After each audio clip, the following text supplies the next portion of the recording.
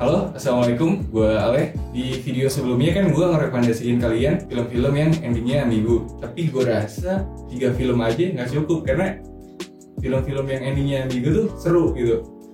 Dan banyak. Ya, dan banyak. Dan di video kali ini gue bakal rekomendasiin lagi film-film yang endingnya ambigu.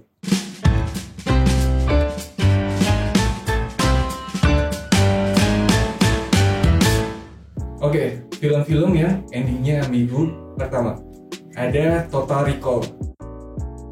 Oke, Total Recall ini sebenarnya ada 2 versi, tapi inti ceritanya sama. Yang rilis tahun 90 maupun yang rilis tahun 2012. Disutradarai oleh Len Wiseman, dibitangi oleh Colin Farrell, dan ada juga Kate Beckinsale, ada juga Jessica Biel.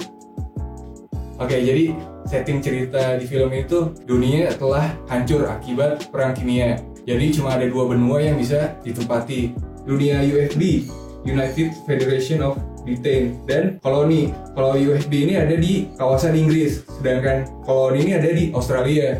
Jadi bawah dan atas gitu.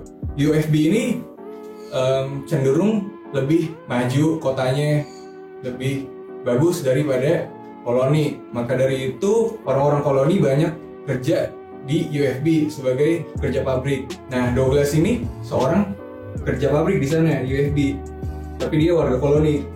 Douglas Quaid yang diperankan oleh Colin Farrell itu dia bekerja sebagai operator untuk membuat polisi robot. Dia ini kan mengalami mimpi-mimpi yang terus sama. Jadi pas lagi titik jenuhnya dia kerja, dia sama temannya Nickland mengunjungi Recall, perusahaan yang menanamkan ingatan sesuai permintaan kliennya. Di sini Quaid ingin mencoba sebagai seorang mata-mata, sosok yang sering ada di dalam mimpinya. Nah, pas karyawan Recall mau menanamkan ingatannya ini, kan dia mau menanamkan ingatan, terus dia bisa menikmati istilahnya ingatan itu lewat mimpinya.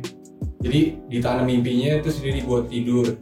Nah, setelah ditanamkan ingatan mata-mata, ternyata Quaid udah memiliki ingatan sungguhan kalau dia nih mata-mata. Yang akhirnya kan karena dia udah punya ingatan mata-mata, jadi prosesnya gagal. Nah, sejak saat itu polisi dari UFB ini kejar-kejar dia sampai di rumah. Dia kabur ke rumah, ketemu sama istrinya Lori. Dia cerita, setelah cerita Lori juga berusaha juga untuk nangkep Quaid. Ternyata Lori seorang agen yang ditugasin untuk ngawasin Quaid. Di ingatannya Quaid, Lori ini udah jadi istrinya selama 7 tahun, tapi ternyata mereka baru bertemu selama 6 minggu. Akhirnya Quaid bisa kabur dari serangan Lori. Quaid mulai ini nih, merasa bingung ke apa yang sedang terjadi ya kan. Tapi seiring berjalannya waktu, Quaid makin kayak realize gitu dia, hal apa yang lagi terjadi sama dia saat ini, gitu ceritanya. Nah, kenapa ini termasuk film yang endingnya ambigu? Karena pada saat cerita di filmnya, McClane kan terbunuh tuh, tapi dia tiba-tiba ada lagi saat Quaid lagi tersudut gitu, untuk meyakinkan dia bahwa ya ini cuma mimpi yang dibuat sama Recall gitu, ingatan yang ditanam ke dia. Karena tadinya kan McClane kan udah terbunuh, tapi dia ada lagi di tengah-tengah cerita.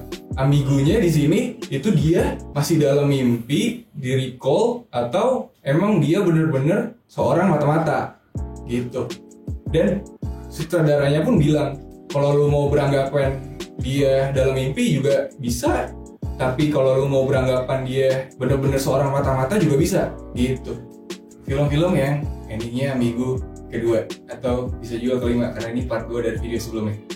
Ada The Thing, tapi yang 1982, karena dia ada 2, yang 2011 dan 1982. Yang 1982 ini semacam sequelnya, yang 2011 ini prequelnya gitu kayaknya. Film ini disutradarai oleh John Carpenter dan para pemainnya ada Kurt Russell, Kate David, dan Wilford Brimley. Sebenarnya ada banyak, cuman ya itu 3 doang yang bisa gue sebutin. Kalau gue sebutin semuanya, nanti kepanjangan videonya. Film ini tuh bercerita tentang tim peneliti di Antartika. Jadi di Antartika ini kan ada camp-camp peneliti gitu. Nah, scene awalnya tuh tim peneliti dari Norwegia naik helikopter 2 orang nembakin anjing. Nah anjing ini lari kan karena dikejar sama 2 orang Norwegia ini sambil nembak-nembakin anjing tersebut. Nah anjing ini lari ke arah campnya penelitian Amerika. Nah karena orang-orang peneliti dari Amerika ini nggak tahu apa-apa, mereka terheran-heran kan, tiba-tiba ada helikopter yang ngelilingin campnya mereka sambil nembakin anjing, dan anjingnya ini terlihat jinak. Nah akhirnya kan anjing ini deketin tim peneliti dari US ini. Nah karena anjingnya dekat sama tim peneliti dari Amerika, jadi gak sengaja orang Norwegia ini nembak salah seorang tim peneliti dari Amerika ini. Nah karena salah satu rekannya ditembak, tim peneliti dari US ini ada yang mau senapan ya, akhirnya nembak si orang Norwegia ini, langsung mati tuh orangnya, langsung meninggal. Karena terheran-heran sama tim peneliti dari Norwegia ini, tim peneliti dari US akhirnya ngunjungin camp penelitian orang Norwegia. Di sana campnya tuh udah hancur, udah kebakar, udah nggak ada orang yang tersisa di sana. Tapi ada jasad yang aneh gitu, kayak semacam alien gitu. Dibawa akhirnya ke campnya mereka, akhirnya dibawa. Karena jasad ini kan aneh kan, perlu diselidiki, perlu diautopsi. Nah punya usut, ternyata jasad ini alien. Dan setelah melihat data rekaman dari tim penelitian Norwegia, mereka nih, tim peneliti Norwegia ini menemukan pesawat, nggak tahu ya, kayaknya pesawat UFO ya, soalnya gede banget. Dan ternyata emang bener jasad ini alien. Dan alien ini bisa transform dirinya seperti makhluk hidup gitu. Jadi anjing yang awalnya ada di scene awal itu sebenarnya alien transform jadi anjing. Dan setelah ada di camp penelitian US, alien ini akhirnya transform jadi salah seorang manusia. Nah setiap alien ini transform jadi makhluk hidup ini dijadikan cangkangnya aja gitu. Jadi dia kayak intruder gitu. Akhirnya anggota tim saling tuduh-tuduhan, bisa gak nih tim ini mengeliminasi alien ini atau alien ini yang menang gitu. Dan kenapa endingnya ambigu? Karena di akhir film ada 2 orang yang selamat, dan salah satu orang tersebut ngomong, apa yang kita lakukan sekarang? Nah yang jadi pertanyaan, 2 orang tersebut itu alien atau manusia gitu. Film-film yang endingnya ambigu terakhir, No Country for Old Men. Film ini rilis tahun 2007 dan disutradarai oleh Coen Brothers. Para castnya sih gila-gila ya. Tommy Lee, Javier Bardem, Josh Brolin, dan terakhir Woody Harrelson. Film ini bercerita tentang Mouse yang lagi berburu tapi nggak sengaja menemukan jasad-jasad yang terkapar di tanah. Jasad-jasad ini tuh kayak abis saling tembak-tembakan gitu. Dan ternyata emang bener, itu jasad yang mati karena ada perselisihan. Pokoknya itu lagi transaksi narkoba, kayaknya ada terjadi perselisihan, akhirnya saling serang satu sama lain, akhirnya semuanya mati.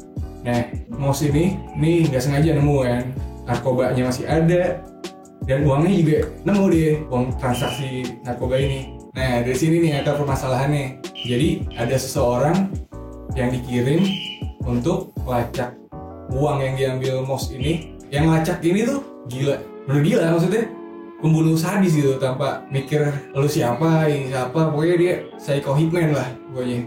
Si Mouse ini dikejar-kejar nih sama psycho hitman ini. Di sini ada Tom, seorang sheriff tempat Mouse tinggal ini, dia kenal sama Mouse. Nah Tom ini berusaha untuk melindungi Mouse, tapi Mouse percaya sama dirinya sendiri karena dia mantan veteran perang Vietnam kan. Jadi kemampuan survival dalam hal pembunuhan gini dia jago juga. Jadi menurut gue ini seimbang banget nih si Hitman ini sama Mouse, karena sama-sama jago taktik. Nah apakah di film ini Mouse berhasil ngebunuh orang yang ditugasin untuk membunuh dia, atau kebalikannya, atau pembunuhnya yang berhasil ngebunuh Mouse? Menurut gue kalau lu nonton sekali lu gak bakal dapet ambiguitas dari film ini, karena dari awal cerita sampai akhir cerita itu bener-bener lurus-lurus aja. Kalau lu nonton pertama kali, kalau lu jeli nonton pertama kali, lu bakal sadar ambiguitas itu ada 2. Pertama, ambiguitas protagonis dan antagonis di sini, karena Mouse nggak bisa dibilang juga protagonis dan Anton Chigurh nggak bisa dibilang antagonis. Mouse secara nggak sengaja nemuin uang itu, tapi dia malah membawa uang itu untuk dirinya sendiri, nggak untuk diserahkan ke polisi, ya kan? Terus dia juga membahayakan istrinya karena Anton Chigurh ini nggak cuma ngincer dia, tapi ngincer istrinya juga jadinya. Dan si Anton Chigurh dia memang ditugasin untuk mengembalikan uang itu, gitu. Uang yang dicuri sama Moss, gitu. Nah, ambiguitas di ending film ini tuh Tom yang jadi sheriff di kota Texas ini tuh menceritakan dua mimpi yang belakangan ini sering dialami, dan mimpi itu yang buat persepsi dari film ini tuh jadi ambigu. Oke, itu dia film-film yang endingnya ambigu. Dan kalau lu punya penjelasan sendiri tentang film-filmnya, bisa komen di bawah. Dan kalau lu punya request tentang tema-tema film yang mau kita bahas, request aja. Pantengin terus channel Buff untuk update video-video selanjutnya. Gua Aleh, ciao!